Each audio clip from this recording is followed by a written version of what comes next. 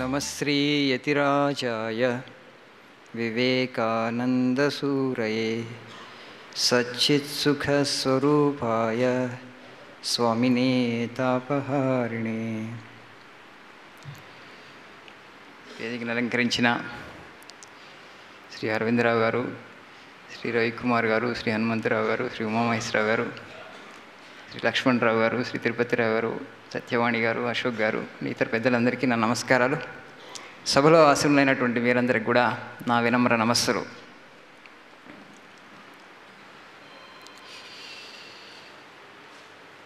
మనకి భగవద్గీతలో కృష్ణ భగవానుడి ఎష్యూరెన్స్ ఉంది.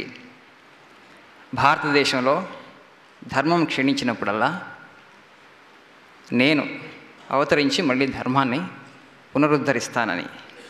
యదా యదా హి ధర్మస్య గ్లానిర్భవతి భారత అభ్యుత్థానమధర్మస్య. అంటే ధర్మం క్షీణించినప్పుడల్లా భగవంతుడు ఇక్కడ పుడతాడు, పుట్టి ధర్మాన్ని సముద్ధరిస్తాడు.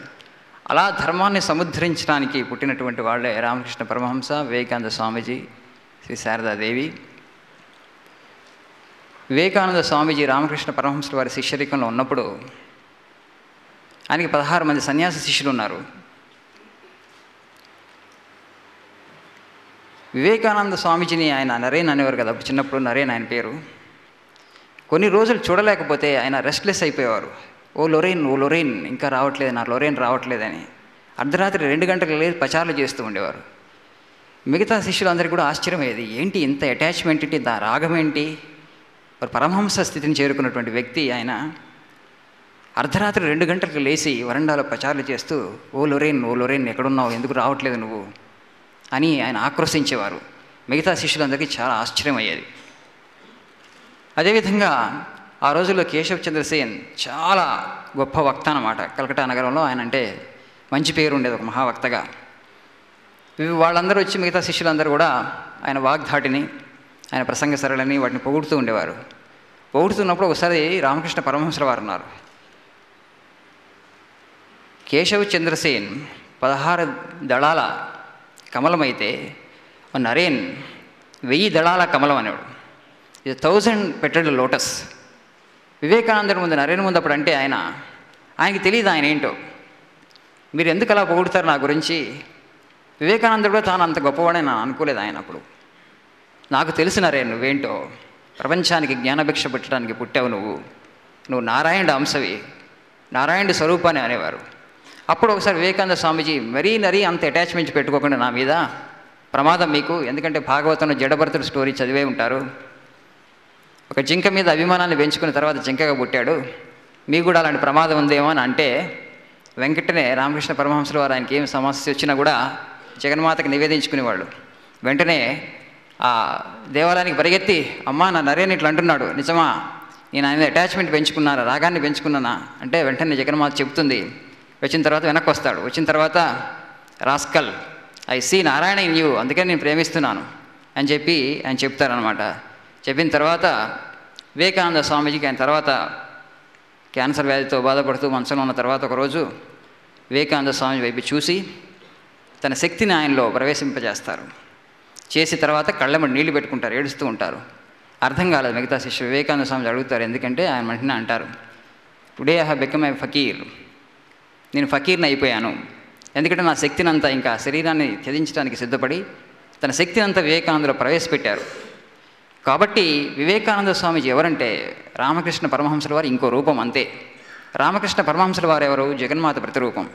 వివేకానంద స్వామీజీ గారు ఒకసారి అంటారు సందర్భంలో, ఎవరైతే రామకృష్ణ పరమహంసల వారు మా గురుదేవులు కాళీ అంటూ ఉండేవారో ఆమె ఈ శరీరంలో ప్రవేశించింది, నాకు రెస్ట్ ఇవ్వట్లేదన్నారు.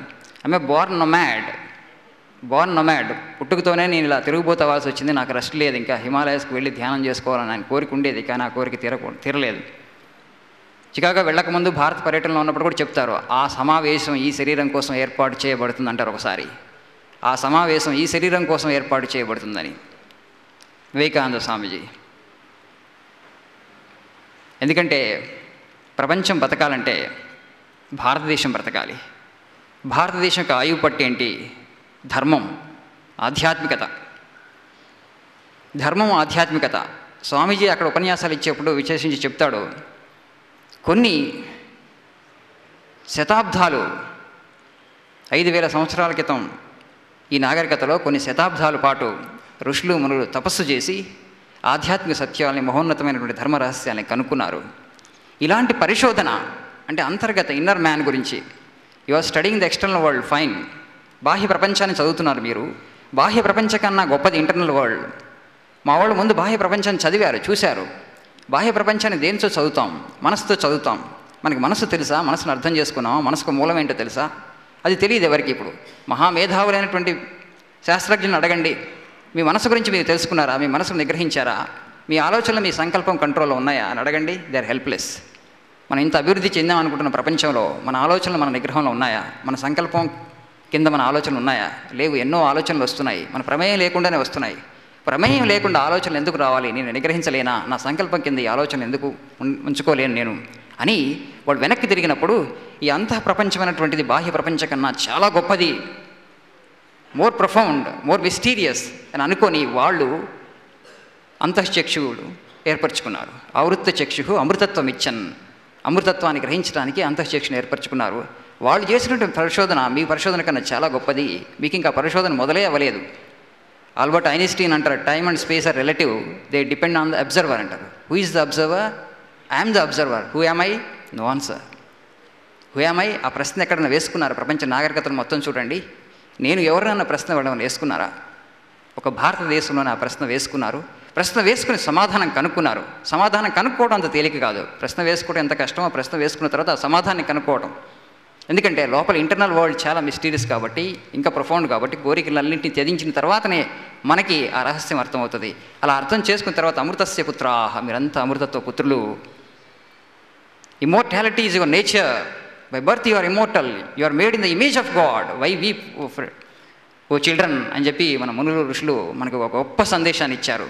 ఆ సందేశాన్ని మనం విస్మరించడం వల్లే మనం దిగజారిపోయామని స్వామీజీ గ్రహించి, the strength of this nation, the bedrock, the backbone, the national edifice of this country is spirituality. Spirituality, దాన్ని మర్చిపోకండి అంటారు. మళ్ళీ మళ్ళీ చెప్తారు ఆయన లెక్చర్స్ ఫ్రమ్ కొలంబో టు అల్మరాలో. The bedrock on which this national edifice has been built is spirituality. Don't undermine that. Once that is undermined, the nation will become an extinct race within 3 generations. ఆ spirituality వదిలిపెట్టి పూర్తిగా ప్రాపంచిక దేశాల భోగల ఆలోచనకతను తీసుకున్నారా, 3 తరాల్లో జాతి అంతరించమైపోతుంది. కాబట్టి be on your God అని చెప్తూ మళ్ళీ స్వామీజీ చెప్తారు. అది కాదు, అలా జరగబోవట్లేదు. ఎందుకంటే గంగానదిని ఏ విధంగా అయితే వెనక్కి ప్రవహింపు చేయలేమో, భారతదేశం ప్రతి దేశానికి, ప్రపంచంలో ప్రతి జాతికి భగవంతుడు ఒక మిషన్ ఇచ్చాడు, ఒక ఆదర్శాన్ని ఇచ్చాడు. మన ఆదర్శం అది. That is my life blood. You cannot remove the life blood of the nation and yet make the nation live. కాబట్టి అది అసంభవము. ఈజ్ ఎ స్పిరిచువల్ రేస్ అని ఇప్పుడు మనకి ఎన్నో మూమెంట్స్ వస్తున్నాయి చూడండి. ఇప్పుడు వివేకానంద స్వామి సాహిత్యం ఎట్లా వెళుతుందంటే మాకు ఆశ్చర్యం వేస్తుంది. మన బుక్ ఫేర్లో కూడా మేము పుస్తకాల షాప్ పెడితే మిగతా పుస్తకాల షాపులు అంతే ఖాళీగా ఉన్నాయి. ఒక్క మా బుక్ స్టాల్లోనే విపరీతమైనటువంటి సేల్ అయింది మిగతా వాళ్ళు అన్నింటికన్నా. So much so that I'm very sad to say they felt jealous of us, other publishers. మిగతా పబ్లికేషన్స్ ఏవి వెళ్ళట్లేదు. ఎందుకంటే this man of truth, man of truth సత్యాన్ని అన్వేషిస్తాం. ఇప్పుడు వస్తుంది మళ్ళీ యువతలో. మీరు మఠం చూసుకుంటే మా మఠం సాటర్డే ధ్యానం క్లాసు నిర్వహిస్తున్నాం. అక్కడ 70% ఆర్ యూత్. మీరు నమ్మరు, 70% ఆర్ యూత్. వాళ్ళందరికీ కూడా ఇంతకుముందు మన జనరేషన్లో లేదు. ఇప్పుడు ఈ ఏజ్లోనే వాళ్ళకి వస్తుంది 24, 25, 30 లోపే.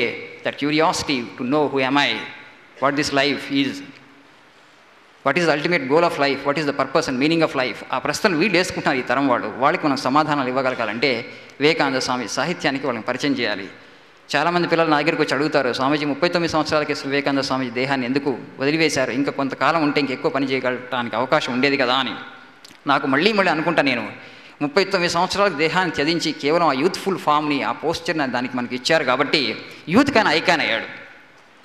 ఆయన కూడా 80 సంవత్సరాలు కనుక జీవించి ఉంటే ఆయన వేరే ఆ రూపం కూడా చూడగలిగే వాళ్ళం కాబట్టి, వృద్ధుడుగా వివేకానందుడు ఎలా ఉండాలో చూడగలిగే వాళ్ళం కాబట్టి అప్పుడు ఆయన ఐకాన్ అయ్యేవాడు కాదు యూత్కి. ఎందుకంటే అంత యంగ్ ఏజ్లో ఆధ్యాత్మికతను ప్రవేశపెట్టడానికి ఈయన ఒక్కడే మార్గం. ఇప్పుడు భగవద్గీతని ఇవ్వండి, భాగవతాన్ని ఇవ్వండి, చదవరు యంగ్ పిల్లలు, చదవట్లేదు. అది 60 సంవత్సరాల తర్వాత చదవాలని అనుకుంటున్నారు. మన ఆధ్యాత్మిక జ్ఞానం ఎందుకంటే ఇప్పుడు తల్లిదండ్రులకు లేదు. తల్లిదండ్రులు కూడా అదే విధంగా చెప్తున్నారు. ఏ విధంగా చెప్తారంటే అవి రిటైర్మెంట్ చదవాలి, ఇప్పుడే ఆధ్యాత్మికత ఎందుకు నీకని. కానీ వివేకానంద స్వామీజీని చదవడానికి మాత్రం వాళ్ళు అబ్జెక్షన్ చెప్పరు. ఎందుకంటే ఒక వ్యక్తిగా ఎదగడానికి అది ఉపయోగపడుతుంది అన్నటువంటి నమ్మకం వీళ్ళందరికీ ఉంది కాబట్టి ఆ విధంగా సనాతన ధర్మానికి స్వామీజీ చేసినటువంటి కృషి అనన్య సామాన్యమైనటువంటిది మనం మాటల్లో వర్ణించలేము. What this Vivekananda has done only another Vivekananda can know అన్నారు స్వామీజీ చనిపోయే ముందు. ఈ వివేకానంద ఏం చేసాడో ఇంకో వివేకానందకి తెలుస్తుందన్నారు. సిస్టర్ నివేదిత అంటారు, ఒక పెద్ద మర్రి చెట్టు కింద చిన్న చెట్లు ఎదగలేవు, కాబట్టి it's time for me, I shall not see 40, నేను 40 సంవత్సరాలు నేను చూడబోవట్లేదు, 40వ సంవత్సరాలు అని చెప్తారు. ఒక వారం రోజుల క్రితం చెప్తారు అక్కడ వేలూరు మఠంలో నడుస్తూ, నేను చనిపోయిన తర్వాత నన్ను ఇక్కడ ఖననం చేయండి అని. ఎందుకు చెప్పారో వాళ్ళకి ఎవరికి అర్థం కాలేదు. ఒకరోజు క్యాలెండర్ చూసి ఆ క్యాలెండర్ కిందకి తీసిన తర్వాత డేట్ చూసుకుంటారు. July 4 America independence day. ఆ రోజు నిర్ణయించుకుంటారు ముందు. అమెరికాలో మామూలుగా క్షీర్ భవాని టెంపుల్కి వెళ్ళినప్పుడు, అమర్నాథ్ వెళ్ళినప్పుడు కాశ్మీర్లో సిస్టర్ నివేదిత కలిసి వెళ్తారు. బయటకు వచ్చిన తర్వాత మీరేమైనా కోరుకున్నారా పరమశివుడిని అంటే, ఎస్ స్వామీజీ అంటారు. నాకు ఇచ్ఛామృత్యుని ప్రసాదించారు ఆయన, భీష్మాచార్యులు వారిలాగా. I can give up this body up whenever I want అని చెప్పి అలా చూస్ చేసుకొని శరీరాన్ని ఆయన త్యజించారు. అప్పుడు అడిగితే, ఎందుకు మీరు ఇంక కొంతకాలం ఉండాలి స్వామీజీ, అప్పుడే ఆ మాటలు ఎందుకని అంటున్నారంటే, కొంతమంది అర్థం చేసుకున్నారు స్వామీజీ ఏమైనా దేహాన్ని త్యజించబోతున్నారని. కొంతమందికి సూచాయక లీలగా అర్థమైంది. స్వామీజీ చెప్తారు, I have given message sufficient for 1500 years, 1500 సంవత్సరాలకు సరిపడే సందేశాన్ని ఇచ్చాను, కాబట్టి ఇంక ఈ శరీరం అవసరం లేదు, చేయాల్సిన ఏ మిషన్ కోసం ఏ పర్పస్ కోసం వచ్చిందో ఆ పర్పస్ అయిపోయింది. కాబట్టి రామకృష్ణ పరమహంసల వారు కూడా అంటారు, ఈ కీ ఈజ్ లాక్డ్ అంటారు ఆయన. ఎప్పుడు ఈ కీ ఓపెన్ అవుతుందంటే, ఎప్పుడైతే నరేంద్రకి తానెవరో పూర్వజన్మలో తెలిస్తే దేహంలో ఉండడు, ఇంక ఈ ప్రపంచంలో ఉండడు. అందుకని జగన్మాతను ప్రార్థించేవాళ్ళు ఆయన. కొంచెం అజ్ఞానాన్ని పెట్టాలి, కొంచెం అజ్ఞానం. Tremendous heart. Vivekananda says intellectual is genius undoubtedly, but more than that his heart, the great heart, Buddha's heart and Shankara's brain combine చేస్తే స్వామి వివేకానంద. అదే చెప్తారు ఆయన. బుద్ధుడి హృదయము, శంకరాచార్య మేధస్సు, అది పర్సనాలిటీ డెవలప్మెంట్కి మనకి యాక్మే అనమాట. మనకు ఒక ఐడియల్, అంటే మనం చూపించాలంటే ఎక్కడి వరకు మనం చేరుకోవచ్చు, the highest possibilities for man అంటే బుద్ధుడి హృదయం, గౌతమ బుద్ధుడి హృదయం, శంకరాచార్య మేధస్సు, ఆ రెండు కలిసి స్వామి వివేకానందలో మనకి కనపడతాయి అనమాట. అంత గొప్ప హృదయము, అంత గొప్ప మేధస్సు. ఎంత మనం అనుకుంటాం ఆయన ఆ మ్యాన్లీ ఆ పోస్టర్ చూసేసరికి మనం ఆయన చాలా అంటే కఠినంగా ఉండేవారు, కఠిన హృదయుడిలాగా, ఒక డిక్టేటర్ లాగా ఆయన ఆజ్ఞాపించేవారు, తిట్టేవారు. అయినప్పటికీ కూడా ఎంత సున్నితమైనటువంటి హృదయం ఉండేదంటే, ఒకరోజు ఆ బలరాం బోస్ ఈ హౌస్ అని ఉంది కలకటాలో, వరండాలో ప్రచారాలు చేస్తూ ఉంటారు. ప్రచారాలు చేస్తూ ఒక మీరాబాయి సాంగ్ పాడి ఇట్లా కళ్ళు మూసుకొని చేతులు ముఖం మీద పెట్టుకొని అక్కడ రైలింగ్స్కి ఆనుకొని ఏడటం మొదలు పెడతారు, ఏడుస్తూ ఉంటారు చిన్నపిల్లవాళ్ళలాగా. అప్పుడే ఇంకో స్వామీజీ వస్తారు అక్కడ, స్వామి తుర్యానంద అని. ఆయన చూసి, ఎందుకు ఏడుస్తున్నారు స్వామీజీ, ఆయనకు అర్థం కాలేదు. స్వామీజీ ఆయన రావడం చూడలేదు, ఆయన రావడం చూస్తే ఆయన ఏడిసేవాళ్ళు కాదు. అంటే మీరాబాయి పాటలో దాని అర్థం ఏంటంటే, ఆ పాట అర్థం, నా బాధ ఎవరు అర్థం చేసుకుంటారు, ఎవరికి నా బాధ అర్థమవుతుంది, అది ఆ సాంగ్ యొక్క అర్థం అనమాట. ఆ పాట పాడుతూ ఏడవటం మొదలుపెట్టారు. తర్వాత ఆయన వచ్చి అయితే డిస్టర్బ్ చేయలేదు స్వామీజీని, అర్థమైంది ఆయనకి ఎందుకు స్వామీజీ ఏడుస్తున్నారు. ఇంకొక రోజు అట్లనే వేదాంత చర్చ చేస్తూ ఉంటారు శరత్చంద్ర చక్రవర్తితో, ఇంకొకళ్ళతో ఎవరితో చాలా సీరియస్గా డిస్కషన్ చేస్తారు వేదాంతం. చేస్తున్నప్పుడు ఇంతలోకి ఆ గిరీష్ చంద్ర ఘోష్ అని ఆయన వస్తాడు. వచ్చి, బాగుంది స్వామీజీ మీ చర్చ అంతా, అయితే ఒకటి, మీరు నిన్న పేపర్లో చూసారో లేదో, ఒక విధవ, ఒక విడో యొక్క ప్రాపర్టీని వాళ్ళ కుటుంబ సభ్యులంతా ఆమె ఒంటరిది అయిపోయిందని బలవంతంగా లాగేసుకున్నారు. రోజు 50 మందికి భోజనం పెట్టే ఒక అమ్మ మొన్న గుండా చేతుల్లో చచ్చిపోయింది కర్కశంగా, వాళ్ళు ఆమెను అలా ట్రీట్ చేసి చంపేశారు దారుణంగా అని చెప్పి ఇంకొక సమాజంలో జరుగుతున్నట్టు మనం ఎన్నో చూస్తూ ఉండగా ఇంకోటి చెప్పారు. చెప్పిన వెంటనే ఆ చర్చ అంతా ఆపేసి ఆయన కళ్ళమ్మడి నీళ్లు జలజలా కారిపోతాయి, అక్కడ ఉండలేకపోతారు, లేచి వెళ్ళిపోతారు లోపలికి. వెళ్ళిపోయిన తర్వాత అప్పుడు గిరీష్ చంద్ర ఘోష్ శరత్చంద్ర చక్రవర్తితో అంటారు, ఇదిగో నేను వివేకానందను అభిమానిస్తున్నానంటే ఆయన మేధస్సును చూసి కాదు, ఆయన ప్రజ్ఞను చూసి కాదు, దిస్ హార్ట్, ఈయన హృదయం, ఐ బో before this great heart of this man అని చెప్పారు ఆ గిరీష్ చంద్ర ఘోష్. ఆయన number 1 dramatist of those times అనమాట. అంత సున్నితమైనటువంటి హృదయం ఉండేది ఆయనకి. ఎందుకు అంత తొందరగా శరీరాన్ని త్యజించారంటే, దేహాన్ని, ఈ ప్రపంచంలో ఉన్నటువంటి బాధని, దుఃఖాన్ని, మానవాళి దుఃఖాన్ని చూడలేకపోయారు నిజానికి. ఆ చివరిగా స్టేట్మెంట్ ఇస్తారు, నేను శరీరాన్ని త్యజించడం, I may feel good that it's I can give up this body now. ఈ శరీరాన్ని త్యజించడం మంచిదని నేను అనుకుని శరీరాన్ని త్యజించవచ్చు, కాకపోతే I shall continue to work till every man in the world knows that is one with God. ప్రపంచంలో ప్రతి మానవుడు కూడా తన దైవస్వరూపుడు, తన దైవమే అని దైవాన్ని అనుభవపూర్వకంగా తెలుసుకునే వరకు నేను పని చేస్తూనే ఉంటాను. శరీరం లేకపోవచ్చు, but I shall continue to work till every man realises that is one with God. ప్రపంచంలో ప్రతి మానవుడు తాను భగవంతుడితో ఒకడని తెలుసుకునే వరకు నేను పని చేస్తూనే ఉంటానని చెప్పారు. ఆ విధంగా ఆయన శరీరం భౌతికంగా ఆ శరీరం మన మధ్యలో లేకపోవచ్చు, కానీ ఆయన సందేశం విశ్వవ్యాప్తం అవుతుంది. మనం చూస్తూనే ఉన్నాం, మేము మఠంలో కూడా చూస్తున్నాం. ఆ సాహిత్యం ఎంత ఎక్కువగా వెళుతుందో ఇప్పుడు ఇంకా, ఎందుకంటే ప్రవక్త కాబట్టి వాళ్ళ జీవితకాలంలో కన్నా వాళ్ళ తర్వాత వాళ్ళు ఎక్కువగా ప్రాచుర్యాన్ని పొందుతారు, వాళ్ళ సందేశాన్ని స్వీకరిస్తారు.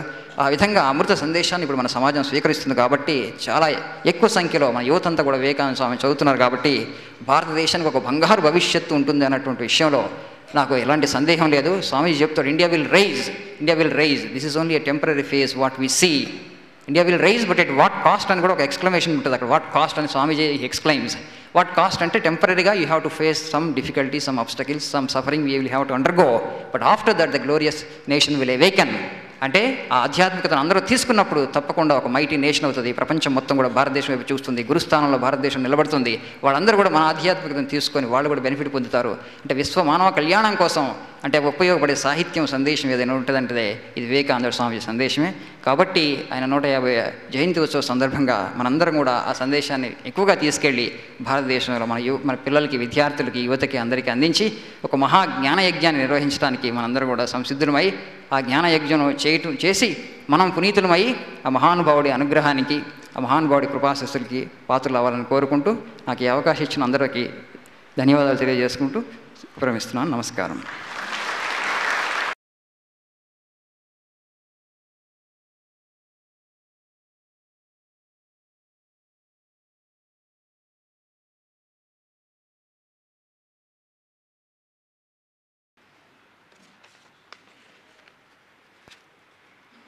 May I request now our special invitee Sri Hanumanth Rao ji to give his message.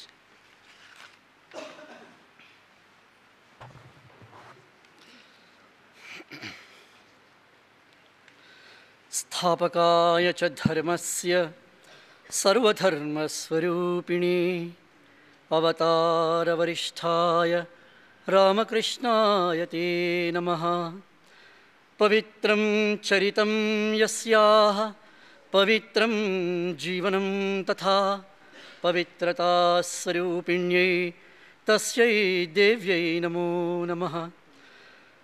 नमः श्रीयतिराजाय विवेकानन्दसूरये सच्चित्सुखस्वरूपाय स्वामिने तापहारिणे सच्चित्सुखस्वरूपाय स्वामिने तापहारिणे.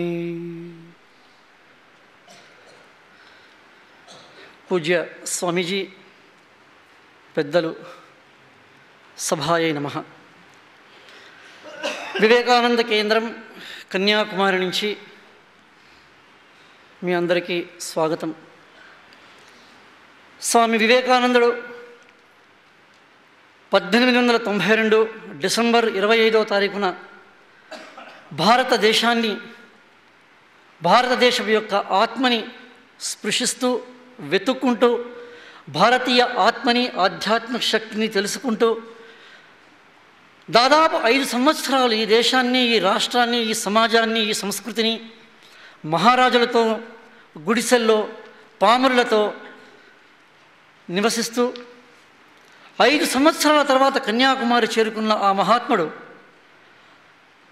ఆ కన్యాకుమారి అమ్మవారి దర్శనం తర్వాత 25, 26, 27 జస్ట్ ఒక వారం ముందర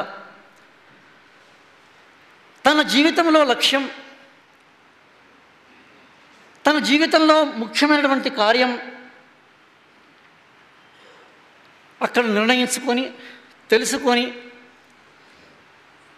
ప్రపంచానికి ఈ భారతీయ సంస్కృతిని, భారతీయతని, ఆధ్యాత్మికతని తెలియజేయాలి, తెలపాలి అనేటువంటి నిర్ణయంతో మనందరికీ తెలుసు reached Chicago.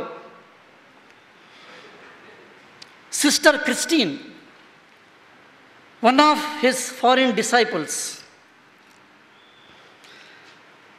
speaking of Swami Vivekananda, she said wonderfully, beautiful words. Blessed is the country in which he was born. Blessed is the country in which he was born. Blessed are those who lived on the earth in those times. Blessed, thrice blessed are those who sat at his feet. Blessed is the country in which he was born. Blessed are those who lived on the earth in those times.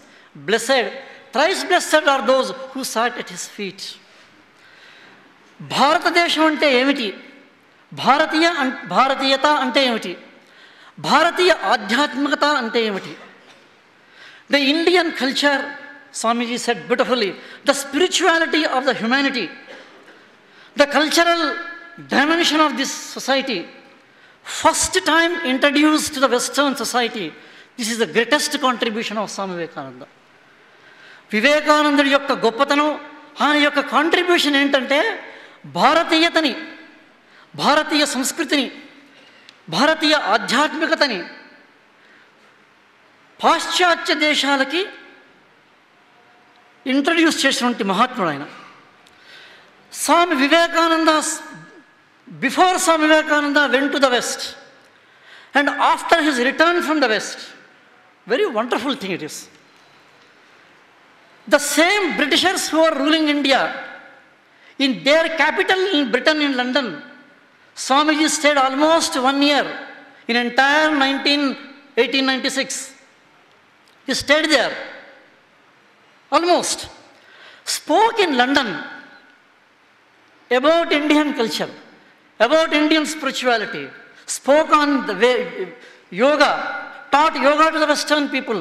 This is also one of the historical turning point in the Indian philosophy. First time a Hindu sannyasi crossing the ocean to the Western land, introducing them, teaching them what is the science of the mind, the yoga, was taught to them by Swami Vivekananda. Sister Christine tells wonderfully, we knew India. We were introduced what is spirituality. We came to know about yoga from Swami Vivekananda. It is when Vivekananda spoke, he spoke of India. Another beautiful meaning which Swami Vivekananda defined, excellent definition, the spiritual force, Adhyatmika Shakti. He gave 2 dimensions. రెండు మార్గాలు చూపించాడు ఆయన. The spiritual force has 2 dimensions. One is Rashtra Bhakti and Manava Seva, he said, beautiful. Service to humanity is a service to divinity. Manava Seva ye Madhava Seva. This term, service to humanity, is a service to divinity. It was not there before Swami Vivekananda. He has coined a new dimension, new sentence, new Veda, new Upanishad it is. A man who is spiritual must be able to, must serve the people in whom there is a God. The Indian spirit, the Bharatiya Sanskriti, Veda, Upanishad, which preaches, which taught to the world that man is a form of God. Man is an embodiment of God. Manishi, మానవుడు దేవుడి యొక్క ప్రతిబింబం. అప్పుడు దేవుడి యొక్క పూజ చేయాలి అంటే there is no need to go to the temples and worship. Serve the man. There is God in him. This new dimension, service to humanity, is service to divinity. మానవ సేవకి, మాధవ సేవకి ఒక నూతన పరిభాషని, ఒక నూతన భాష్యాన్ని ఈ విశ్వానికి, ఈ ప్రపంచానికి అందించినటువంటి మహామనీషి స్వామి వివేకానందుడు. భారతదేశాన్ని తిరుగుతూ ఉన్నప్పుడు, ఈ దేశంలో పరివ్రాజక సన్యాసిగా తిరుగుతూ ఉన్నప్పుడు, ఆయనకు దగ్గరికి వచ్చినటువంటి వేల మంది, వందల మంది యువకులు, they were inspired by Swami Vivekananda. There was a new message in him. Entire Bengal revolution came out of Swami Vivekananda's meeting. Very somebody beautifully told. Entire freedom movement, there is a seed of Swami Vivekananda. Spiritual nationalism, cultural nationalism, ఈ spiritual nationalism, ఆధ్యాత్మిక రాష్ట్రభక్తి, cultural nationalism, సాంస్కృతిక దేశభక్తి, వీటికి పునాది నాటి, దానికి విత్తనాన్ని నాటినటువంటి మహామనీషి స్వామి వివేకానందుడు. Swamiji is not only a spiritual personality, He's a patriot monk. He's a patriot monk. When Swami Vivekananda spoke in Chicago Parliament of Regents, the papers which published, beautiful word they have coined in wonderful words, cyclonic monk of India, Hindu monk of India. This is what beautifully they said it. He was called a cyclonic monk, Tufan Sannyasi. Ante, wherever he spoke, there is a cyclone. And the cyclone is of what? A cyclone of Sanatana Dharma it was. A cyclone of Hindu Dharma. A cyclone of new spiritual dimension. And this wonderful contribution of Swami Vivekananda, what a tremendously he inspired. When Jamshedji Narsarwanji Tata met Swami Vivekananda on the ship from Yokohama to the American shores, on the ship, they had a discussion. Out of that discussion came Tata Institute of Fundamental Research, Indian Institute of Science, Bangalore. They are the birth of thoughts put by Swami Vivekananda. There are youth here. The lessons which to be learned from Swami Vivekananda, wonderful lessons. When Swamiji spoke in Harvard University, excellent, wonderful talk on Indian culture. The Harvard University came forward, offered him a seat, a chair, to lead the philosophy of the Asian studies. Swami Vivekananda said, I don't want it, because I have a mission in my land. I have to go back. When Jamshedji Tata wrote to Swami Vivekananda a letter, that in my dream of this scientific research, I would like you to direct and lead this beautiful offer. One from Harvard University and another is from J.N. Tata. Swami Vivekananda, as a young man of 30 to 35 years, he denied it. Why? He said, I have a mission of enlightening the masses of India. And he wrote a beautiful letter to Alasinga Perumal, another young person in Chennai. 100,000 men and women fired with the zeal of holiness, fortified with eternal faith in the Lord, nerved to lions, courage by their sympathy for the poor and the fallen and the downtrodden, will go over the length and breadth of the land, preaching the gospel of salvation, the gospel of equality, the gospel of social rising up. What a dream of Swami Vivekananda it is. In our invitation, a beautiful quotation was put, that I see India sitting on a golden throne, it was put it. Whatever Swami Vivekananda spoke, it was totally new to these Western people. He spoke of Ramayana. He spoke of Indian culture. He spoke of Hanuman, spoke of Sita, Patanjali, Krishna, Savitri. These stories he told them. When they asked him to speak of Indian women in Boston, there's a church, and the topic was Indian women. He spoke on Indian women, putting Sita as the center of the culture. Then when they asked it, we wanted you to speak on Indian women. You spoke the story of Sita. He said, story of Sita is the culture of Indian women. This is wonderfully Swami Vivekananda's vision. He introduced India's spiritual characters, India's revolutionary characters. He introduced to the West what is real India.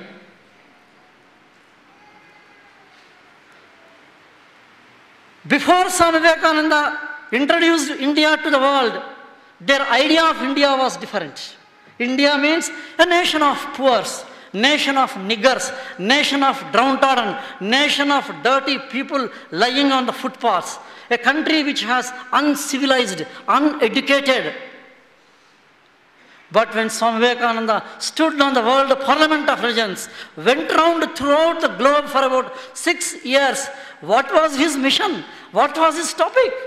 His topic is just one topic, that is India, India and India.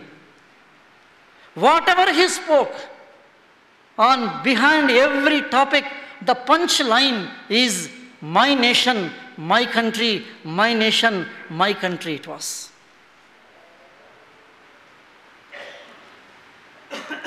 during the World Parliament of Religions, there was a side-long meetings.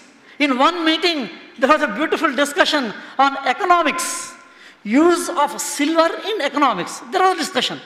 Swami Vivekananda was present in that discussion. He laughed at it. He said, use of silver in economics.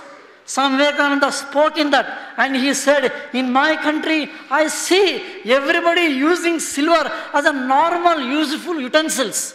It is not that rich in our country. It is very common. And for them, using silver vessels is something very rich. He said, there is a pride, very beautiful it is.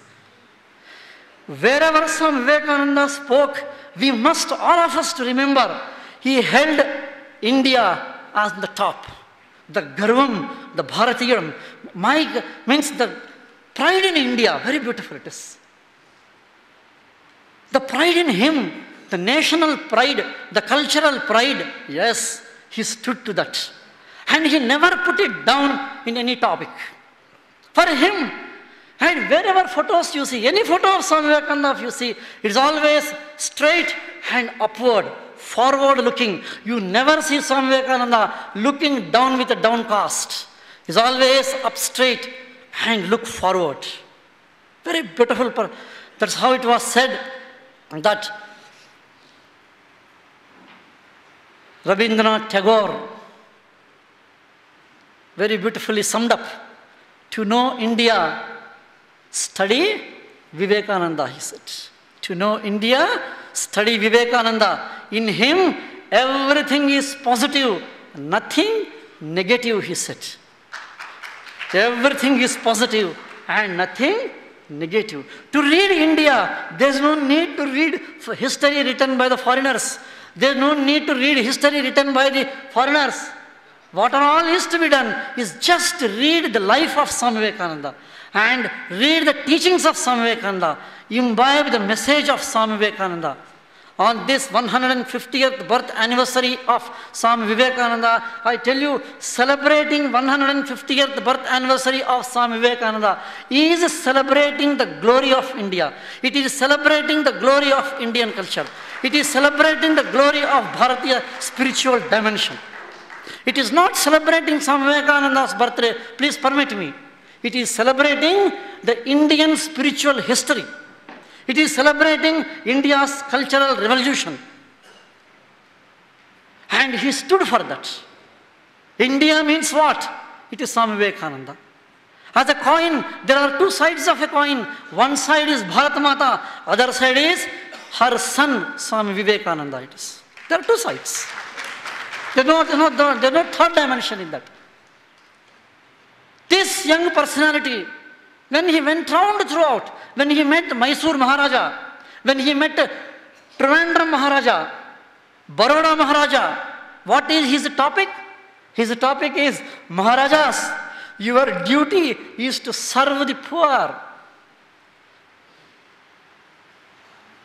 And as I say, under this Swami Vivekananda Sardashati Samaroha, Vivekananda Kendra, and all the organizations which have come forward to celebrate this, it's a massive plan, I tell you. On 25th of December, just 1 week back, Sankalpa Din, Sankalpa Divas, was celebrated throughout India. The day on which Swami Vivekananda took Sankalpa in Kanyakumari. And on 12th of January, coming January, it was planned, every village, there will be a procession holding Swami Vivekananda's forward. And maximum houses, every house must know Swami Vivekananda. Why they should know? Because Swami Vivekananda is India. Swami Vivekananda is Indian culture. Swami Vivekananda is spirituality. Thank you.